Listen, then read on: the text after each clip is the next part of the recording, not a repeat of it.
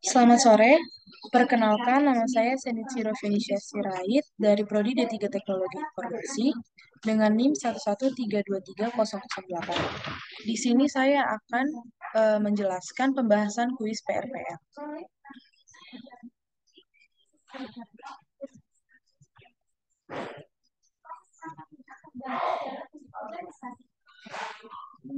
Pertanyaan yang pertama, jelaskan apa itu software.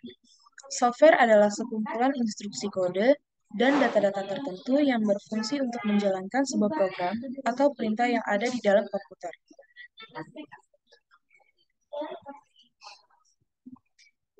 Yang kedua, jelaskan jenis-jenis software dan berikan contohnya. Di sini saya mengambil 3 jenis software. Yang pertama adalah domain. Yang pertama, sistem software. Contoh dari sistem software adalah operating software. Yang kedua, application software. Contohnya adalah Microsoft Office. Yang ketiga adalah engineering atau scientific software. Contohnya adalah Microsoft Net. Yang keempat, ada embedded software. Contohnya microwave system. Yang kelima, yaitu product line software. Contohnya adalah aplikasi pengaturan inventory. Yang keenam, web atau mobile software, yaitu adalah contohnya Gmail. Yang ketujuh, ada artificial intelligence. Contohnya adalah robotik.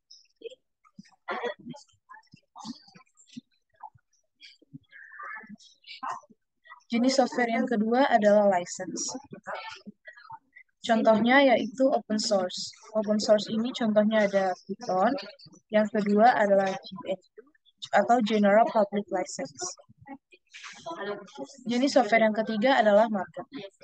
Yang pertama contohnya adalah generic software, yakni contohnya Microsoft Windows. Kemudian yang kedua ada customized software, contohnya adalah mobile application.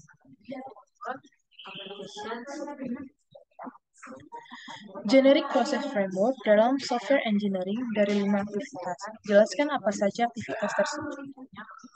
Yang pertama adalah communication. Aktivitas ini melibatkan pemahaman yang mendalam tentang kebutuhan dan persyaratan pelanggan. Yang kedua ada planning. Aktivitas ini melibatkan perencanaan keseluruhan proyek, termasuk alokasi sumber daya, jadwal, waktu, dan perencanaan risiko. Yang ketiga, modeling, yang melibatkan pembuatan model yang menggambarkan struktur dan perilaku sistem yang akan dikembangkan. Model ini bisa berupa diagram jalur kerja, diagram kelas, diagram use case, atau jenis model lainnya yang sesuai dengan metodologi pengembangan yang digunakan.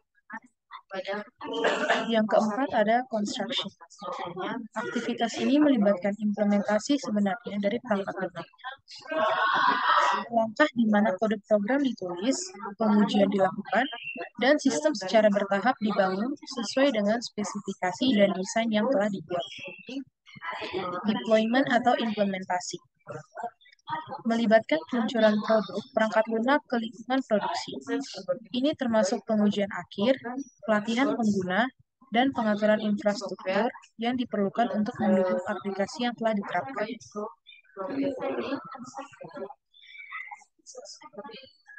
Setiap aktivitas ini sangat penting dalam proses pengembangan perangkat lunak dan memainkan peran kunci dalam mencapai kesuksesan proyek. Pemahaman yang mendalam tentang setiap langkah ini membantu tim pengembang memulai dengan efisien dan menghasilkan produk perangkat lunak yang berkualitas tinggi.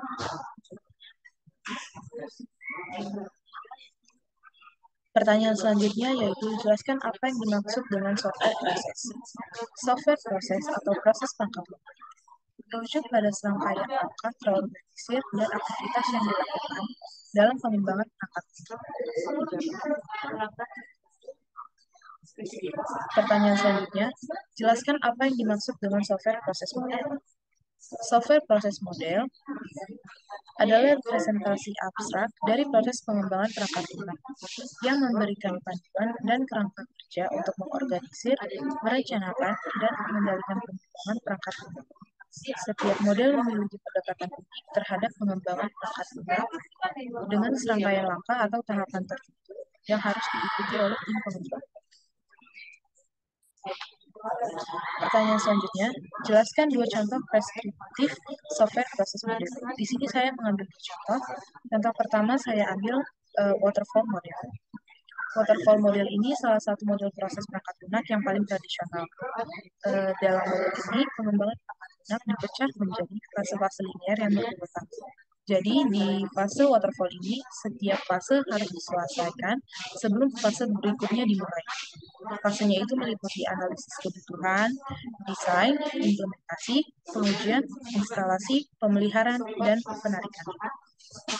Contoh kedua yang saya ambil adalah spiral model. Spiral model ini proses iteratif yang menggabungkan aspek-aspek dari model air terjun dengan elemen pengembangan berbasis resiko. Proses ini berputar melalui 4 tahapan. Yang pertama adalah perencanaan, analisis risiko, rekayasa, dan evaluasi. Setiap putaran dalam spiral mewakili satu iterasi pengembangan. Pertanyaan selanjutnya adalah jelaskan satu contoh agile.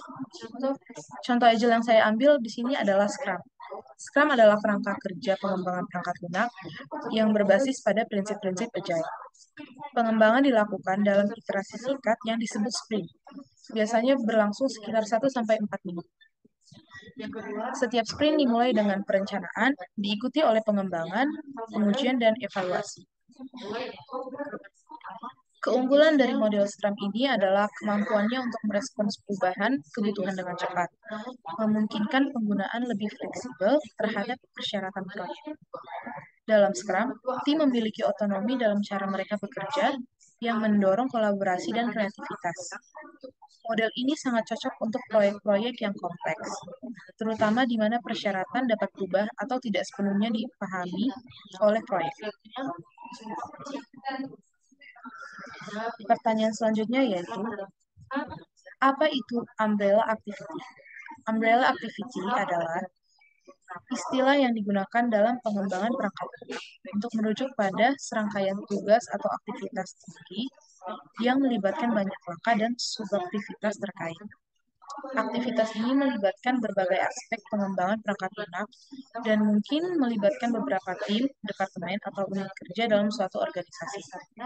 Umbrella activity sangat penting dalam pengembangan perangkat lunak karena membantu mengkoordinasikan berbagai aspek proyek dan memastikan bahwa proyek berjalan dengan efisien, sesuai dengan jadwal, dan memenuhi persyaratan yang telah ditetapkan.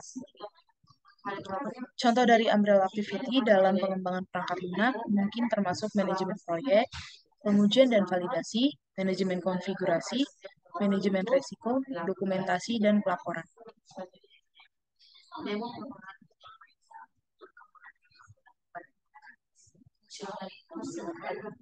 Pertanyaan yang terakhir, jelaskan jenis-jenis kebutuhan perangkat lunak dan berikan contohnya.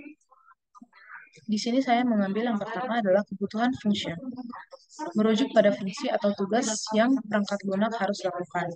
Contohnya seperti kita memesan barang secara online, yang memungkinkan pengguna menambahkan barang ke keranjang belanja, menghapus barang, dan menyelesaikan pembayaran hingga sampai barang yang kita pesan itu bisa sampai kepada kita. Yang kedua, kebutuhan non-fungsional, merujuk pada kualitas, performa, dan aspek lain dari perangkat lunak yang tidak terkait langsung dengan fungsi. Contohnya adalah, perangkat lunak harus mematuhi standar keamanan ISO 27001. Yang ketiga adalah kebutuhan pengembangan, merujuk pada persyaratan terkait pengembangan dan pemeliharaan perangkat lunak. Contohnya, tim pengembang harus mengikuti metodologi pengembangan agile dalam proses pengembangan perangkat lunak. Yang keempat adalah kebutuhan domain, merujuk pada persyaratan yang spesifik untuk suatu domain atau industri tertentu. Yang kelima adalah perangkat lunak. Contohnya, pengguna harus dapat dengan mudah menemukan produk yang mereka cari di situs web e-commerce. Kemudian yang terakhir adalah Kebutuhan sistem atau system requirements merujuk pada spesifikasi perangkat keras dan perangkat lunak yang diperlukan untuk menjalankan sebuah aplikasi. Contohnya, aplikasi harus membutuhkan minimal 4 GB RAM dan prosesor Intel Core i5. Sekian penjelasan dari presentasi tulis RPL saya. Terima kasih.